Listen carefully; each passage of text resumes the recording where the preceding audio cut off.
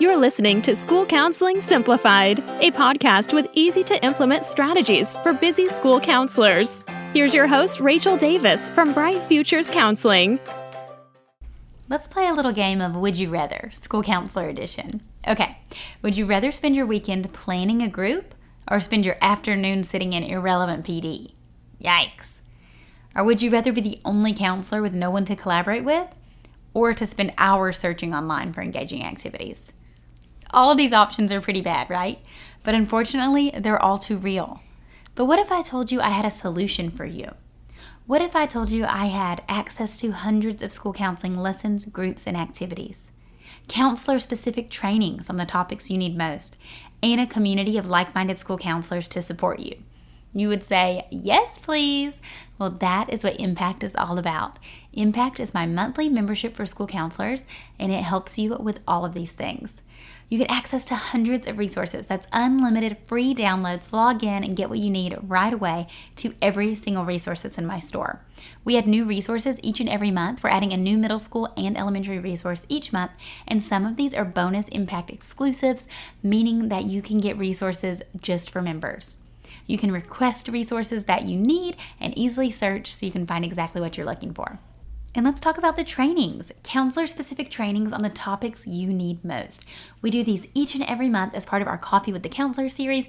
Impact members get to join for absolutely free. You earn PD certificates and you get exclusive access to members-only things like the Ultimate Small Group Experience and our Summer Summit Conference.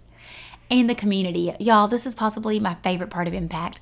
I so look forward to jumping on these calls, to getting to know counselors who are similar to me and also completely different. It's so fun to hear from your experiences and your challenges, and everyone brings a unique perspective to the table. We have an exclusive online community, and we even have a cool app where you can chat with other counselors in these community circles. We have our monthly calls, like I mentioned, twice a month, and we share wins, troubleshoot tough cases, and just talk about what it's like to be a counselor, because so often we're on our own island at our school sites. So if any of that sounds like it's for you, I would love to see you inside Impact. Go to stressfreeschoolcounseling.com/impact to solve all of your counselor problems. And I have a special offer for my listeners. Use code POD at checkout to save 10% off your first month. Okay, let's go to today's episode. Hey there, you're listening to another episode of School Counseling Simplified. So if you listened to last week's episode, I was sharing some of my favorite things to do in December as a school counselor, and one of those things I talked about was doing a mid-year data checkup. Now, I mentioned briefly a data wall, and so in today's episode, I want to do a deeper dive on how to conduct a mid-year check-in using a data wall. So we often think about analyzing data at the end of the school year to reflect on your program's progress. Now, I am a huge proponent of this, and I love showcasing my findings in an end-of-the-year report. I have so many episodes and blog posts about end-of-the-year report because it's one of my favorite things as a counselor. But data tracking isn't only for the end of the year. In fact, it's imperative that we're constantly reviewing our student and our program progress throughout the year. Because at the end of the year, you're like, okay, cool, I can have all these findings and I can make changes for the next school year. But it's way better if we can make those changes in real time.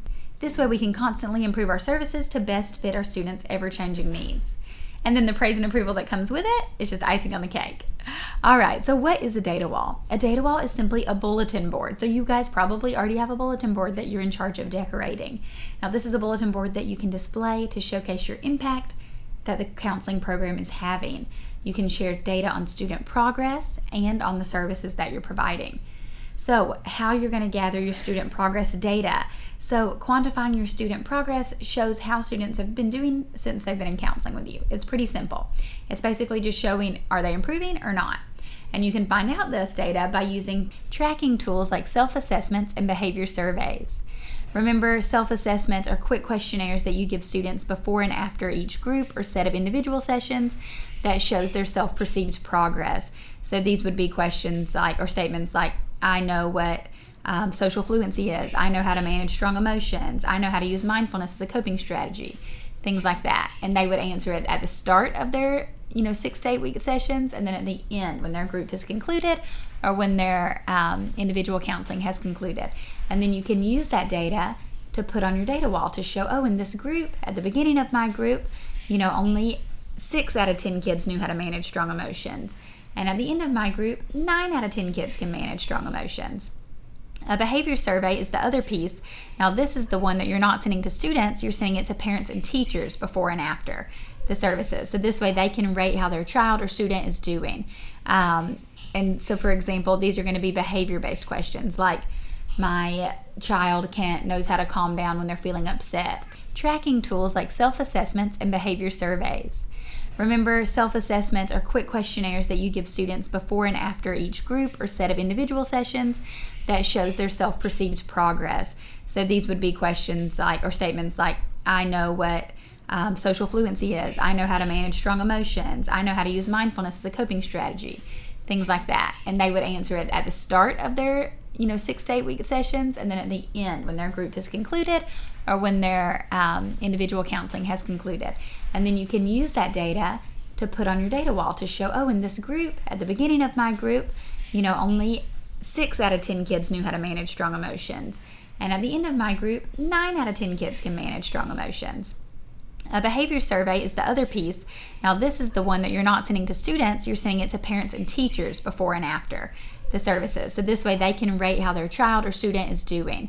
And so, for example, these are going to be behavior-based questions like, my child knows how to calm down when they're feeling upset. Always, almost always, sometimes, seldom, or never.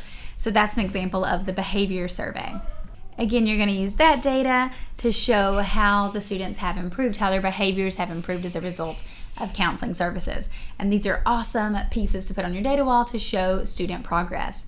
Now, in addition to student progress, we also want to measure the services that we provided. And quantifying the services that we provided is basically just how many kids that you've seen. And that allows you to advocate for your role and show the need for your position. It's also a great way to see how much time you're spending in direct student services versus indirect student services. And so all you have to do is simply add up the sessions and lessons that you've taught using data that you've tracked on your calendar or in your counseling log. So if you've been keeping a counseling log, this should be super simple to add up the minutes or the sessions. And if you have not, no worries. You can look at your calendar and say, okay, how many times did I meet with this group this semester? How many times did I meet with this student? And then calculate all of that. Now, creating the data wall is so powerful because it helps you achieve 2 things. First, it helps you advocate for your role as the school counselor. You're showing, hey, look at this awesome stuff our counseling program's doing. Look at how I'm spending time with these students. Look at how many groups I've done. And it also collects data to allow you to modify your curriculum to best fit student needs. So you can look at the data you've collected and say, oh, wow, not a lot of kids benefited from this session in the group. Maybe we should tweak that for next semester. It also does this sneaky backhanded thing of showing people the services that you provide. So if a parent walks by or a student walks by or a teacher walks by, they can see, oh, I didn't know she offered groups on that. I have a student who would be perfect for that group.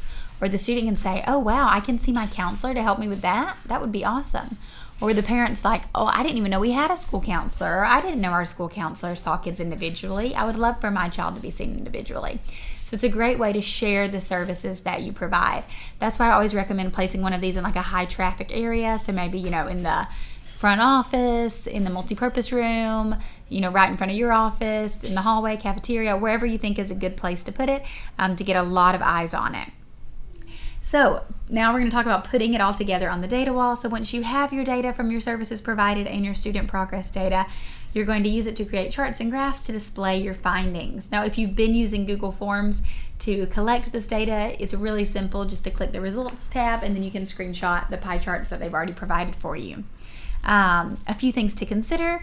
Keep it anonymous. You want to share student results, but you want to maintain confidentiality by removing names, of course. We don't want to have any identifying factors of whose data it is on the data wall. And you don't have to use all the data. It can be fun for you to comb through all the data, but you want to avoid overwhelming your bulletin board or viewer, so choose 1 or 2 data points to touch on instead of including everything.